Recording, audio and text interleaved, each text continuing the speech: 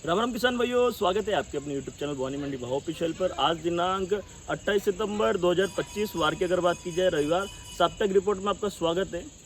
लगातार सभी भाई को कमेंट भी आए थे जो हमने इससे कल वाला जो वीडियो डाला था उसमें हमने राय भी ली थी कि साहब किस प्रकार की स्थिति है और आपको किस किस चीज़ों पे आपको जानकारी चाहिए, तो सभी ने कमेंट किए। उन सभी को हमने नोट डाउन किया और उन्हीं के ऊपर जो जानकारी हमें मिली है वो जानकारी आज आपको देने का काम करेंगे।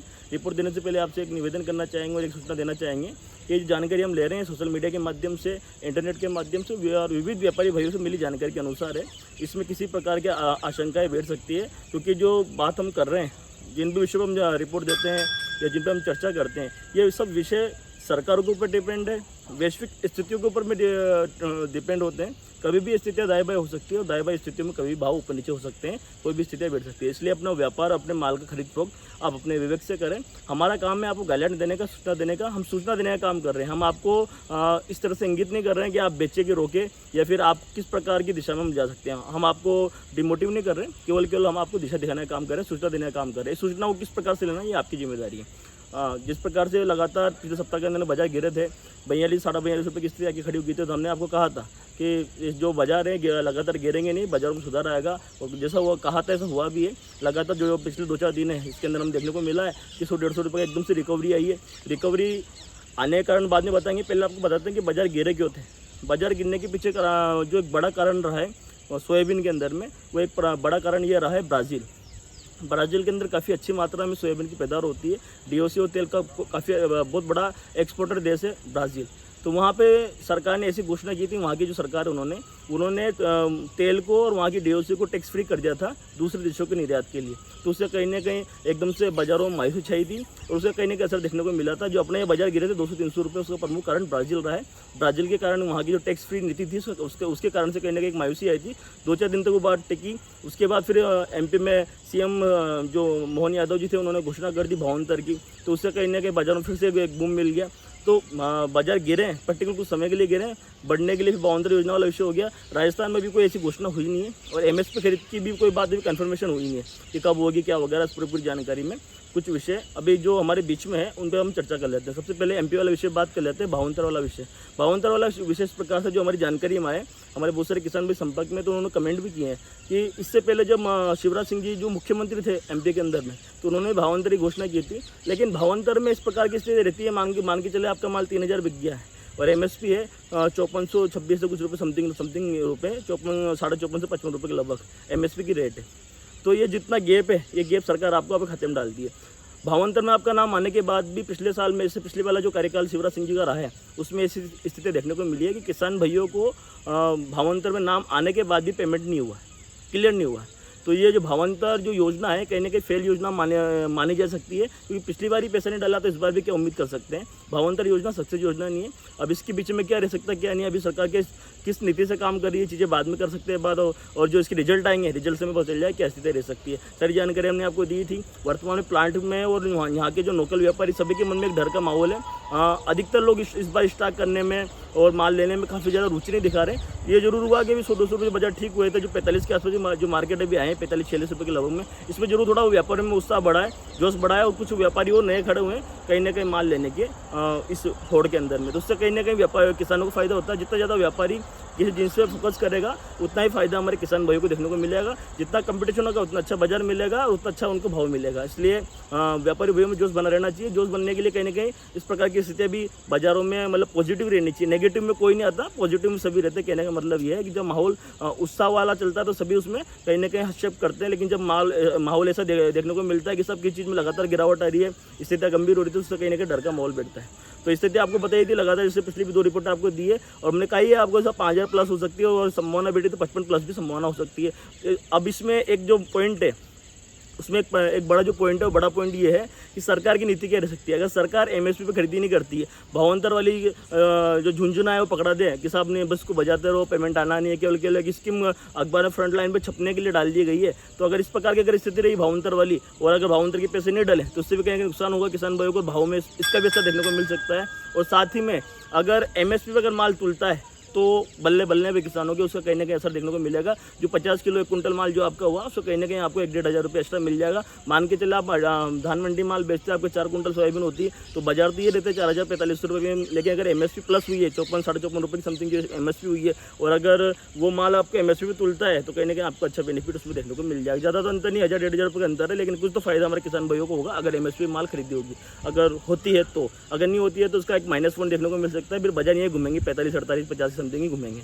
पर इस बार बैठक भी कम है। सबसे पहला विषय ये हमने जो आपको पिछली बार इससे पिछले वाले वीडियो में बताया था कि साहब सबसे पहली जो बात होती है कि बोनी, तो बोनी इस बार में कम थी। हमने बताया था आपको 5 लाख हेक्टेयर से कुछ ज़मीन आपको बताई थी हमने, पूरा आंकड़ा हमने जो रिसर्च किया था उसमें आपको बताया था। इतना एक आंकड़ा पूरा कहीं ना कहीं इस बार में हमने बोनी कम देखी थी।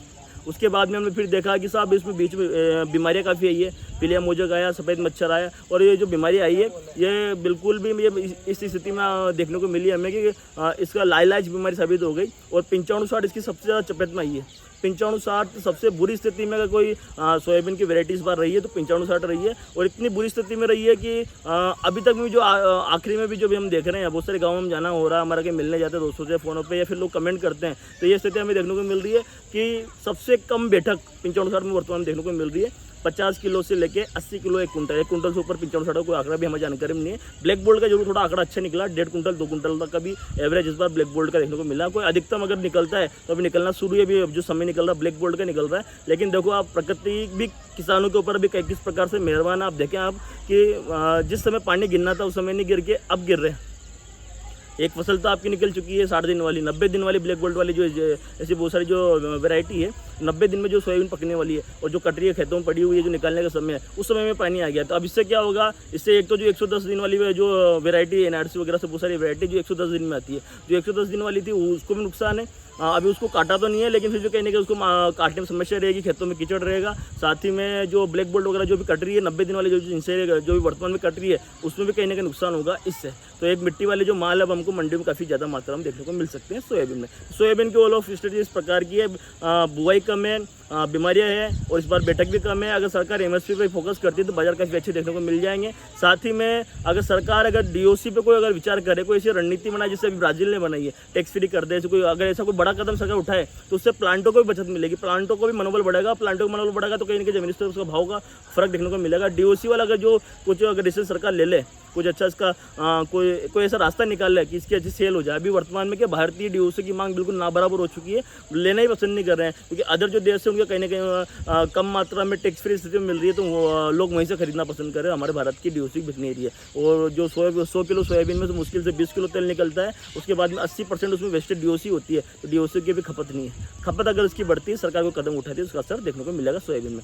इसके अलावा एक और विषय जो हमें बात करनी चाहिए, सब भाई कमेंट कर रहे थे, मेथी में हमने आपको बताया था कि मेथी का एक समय था, अचार का एक समय रहता है अगस्त के आसपास में। अगस्त में ही तेजी है, अगस्त में आप देखो सभी जिनसों में अच्छी तेजी देखने को मिली थी। बात कर लो मसूर की, सरसों की, मेथी की, धनिया में भी सीजन वाले भाव आ गए थे। सब में जो अच्छी जो तेजी मदी देखने को मिली थी अगस्त में देखने को मिली थी। उसके बाद फिर जो सितंबर लगना शुरू हुआ और अगस्त लास्ट हुआ, उसके बाद से बाजार गिरना शुरू हो गया। मसूर ने तो ऐतिहासिक भाव छाप दिए, 52-54 रुपये की स्थिति में आगे खड़ा हो गया था हमारी मंडी, भवानी मंडी में। बाकी जो आप बड़ी मंडियाँ वहाँ पे तो 100 प्लस भी जा चुका था। ये स्थितियाँ देखने को मिली थी मसूर के अंदर। मेथी में क्या था कि एक समय था उसका पर्टिकुलर अचार का समय, वो निकल चुका है, तो इसलिए कहीं ना कहीं अब इसमें तेजी आने की संभावना कम है। कोई डिमांड निकलती है, कोई एक्सपोर्ट आता है बड़ा या कोई ऐसी बात बनती है तो बात अलग है। बाकी कोई खास बड़ा गेम मेथी के अंदर देखने को नहीं मिल सकता। 1-2 रुपये की तेजी मध्य हो सकती है, बाकी कोई खास दम वाली बात मेथी के अंदर आपको देखने को नहीं मिलेगी। बात की जाए कलौंजी में वर्तमान में 150 नहीं 100 लगभग 500 रुपये की तेजी देखने को मिली है। 500-700 रुपये ठीक हुए हैं, लगभग 19-19.5 की स्थिति में आगे खड़े होगी। तो 20,600-700 तो हमारी मंडियों में बिक रहे हैं। बाकी नीमच में अगर इनमें जाओगे तो 21-21.5 की स्थिति में आके खड़ी होगी।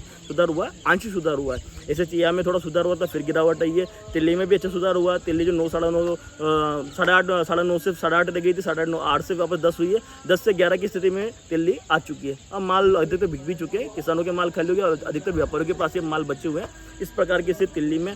धनिया में काफ़ी अच्छा बाजार अभी वर्तमान में देखने को मिल रहे हैं। हमारे यहाँ 8,300 रुपये तक अभी वर्तमान में स्कूटर क्वालिटी वाला माल बिका है, तो कहीं ना कहीं बाजार में सुधार तो देखने को मिला। धनिया में अच्छा गेम देखने को मिला। अलसी में जो आपको कहा था 2-5 रुपये का गेम अभी हो सकता है, क्योंकि काफ़ी कम मात्रा में अलसी और सरसों ऐसी चीज़ें हैं सरसों में तो खास करके बंटा धार वाली स्थिति हो गई है तेल वाले आइटम में, लेकिन अलसी में जरूर कहीं ना कहीं 2-4 रुपये की तेजी मध्य देखने को मिल सकती है अभी वर्तमान के अंदर, मतलब तेजी देखने को मिल सकती है अलसी के अंदर में। इस प्रकार के ऑल ऑफ रिपोर्ट है। एक जो विषय हो रहा है, जो अभी नई फसलें आ रही है, जैसे कि एक तो उड़द और एक मक्का। उड़द के बाजार सामान्य रहने वाले, अच्छी क्वालिटी आपके 7,000 7,500, कभी बाई चांस हो जाए 500-700 रुपये तेज हो जाए, ठीक है। अभी 6,300-400 रुपये मंडी में बिक चुके हैं अच्छे माल। इस बार अच्छे माल की काफ़ी ज़्यादा शॉर्टेज है, हमने काफ़ी वीडियो बना के डाले भी, मुहूर्त के भाव भी डाले थे, आपको बहुत सारे भाइयों ने कमेंट भी किए थे बहुत बुरी स्थिति है, माल गबड़े हो चुके हैं, नुकसान हुआ, किसानों को काफ़ी भारी मात्रा में नुकसान हुआ है इस बार में। बारिश की वजह से कहीं ना कहीं माल निकाल नहीं पाए और उड़द में काफ़ी नुकसान है। तो भाव आपको बताया 3,000 से 5,000, और जो एवरेज है और ठीक ठाक माल 6,000-6,500, और जो बेस्ट है 6,500-7,500 रुपये के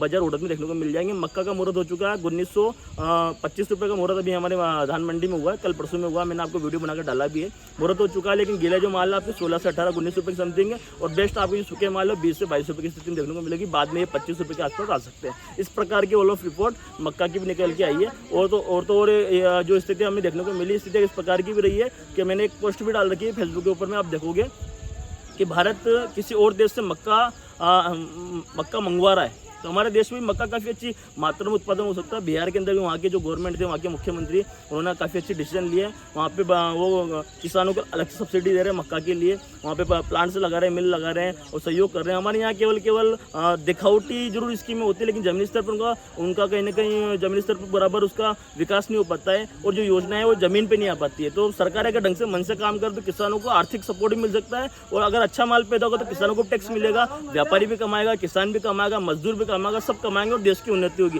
लेकिन अच्छी चाह से, अच्छी नीयत से कोई काम करना पसंद नहीं कर रहा। कोई अच्छी स्कीम अगर आती है तो उसको जमीन पर धरातल पर असर करने में काफ़ी समय लगता है, और ये जो बीच में जो कर्मचारी होते हैं वो भ्रष्टाचार में लिप्त होते हैं और उन स्थितियों को जमीन पर उतार नहीं पाते हैं, तो उसका कहीं ना कहीं नुकसान देखने को मिल रहा है। अगर हमारे यहाँ भी कोई अच्छी प्रकार से मुहिम छिड़ी जाए, मक्का की हमारे यहाँ अच्छी पैदावार हुआ करती थी, लेकिन हम सोयाबीन के डाइवर्ट हो गए। अगर सरकार कुछ अच्छे कदम उठाए तो मक्का, मूंगफली, उड़द तो अब लगभग नुकसान की स्थिति में आ चुके हैं। कोई रेतीली जमीन है तो वहाँ जरूर उड़द हो सकते हैं। बाकी हमारे यहाँ जो भारत के खेत है काली मिट्टी वाले, उनमें काफ़ी ज़्यादा नुकसान है अब उड़द में। तो मक्का की और मूंगफली की तो हम डाइवर्ट हो सकते हैं, लेकिन उसके लिए सरकार को भी हमें कहीं ना कहीं इस मुहिम का हिस्सा बनना पड़े, तब जाए किसान कहीं ना कहीं वर्तमान में फायदे में रह सकता है। जो मुहूर्त अभी हमारे यहाँ धान मंडी में हुआ था 1925 रुपये जो बिका था, उनके पर बीघा 12 कुंटल बैठी है, पर बीघा 12 कुंटल बैठी है। राउंड फिगर में आप 2,000 पकड़ लो तो कितना बन रहा है, 24,000 रुपये बनता है। 24,000 रुपये उन्होंने कमाए एक बीघा से। और वही अगर आप सोयाबीन का आंकड़ा निकालो तो क्या निकल के आ रहा है, 1 कुंटल सोयाबीन 4,045 रुपये बिकी तो 45 रुपये बन रहे हैं एक बीघा के। तो 12,000 ज़्यादा है कि 45 ज़्यादा है।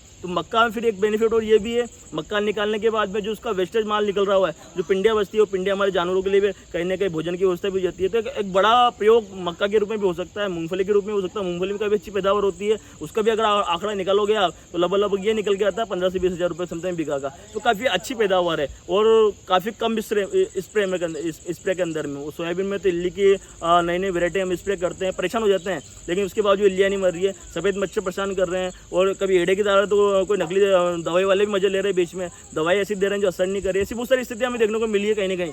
तो अब कहीं ना कहीं सरकार को भी इस मुहिम का हिस्सा बन के किसानों को भी एक आवाज़ में खड़े होकर कहीं ना कहीं और एक दिशा में बढ़ना चाहिए। और मक्का या किसी और जिनस की तरफ डाइवर्ट हो, अगर सोयाबीन की तरफ तो सोयाबीन को नई वेरायटी का रिसर्च हो, जो हमारे कृषि वैज्ञानिक जो हमारे यहाँ बैठे हुए हैं, जो बड़े बड़े पदों पर बैठे हैं, जो 1.5 लाख 2 लाख रुपये की सैलरी उठा रहे हैं, उनको भी कहीं ना कहीं नई जिनसों की, नई हाइब्रिड जिनसों की तरफ जाना चाहिए। और किस प्रकार से हम काम कर सकते हैं, इस पर काम करना चाहिए। जय श्री राम, मिलते हैं।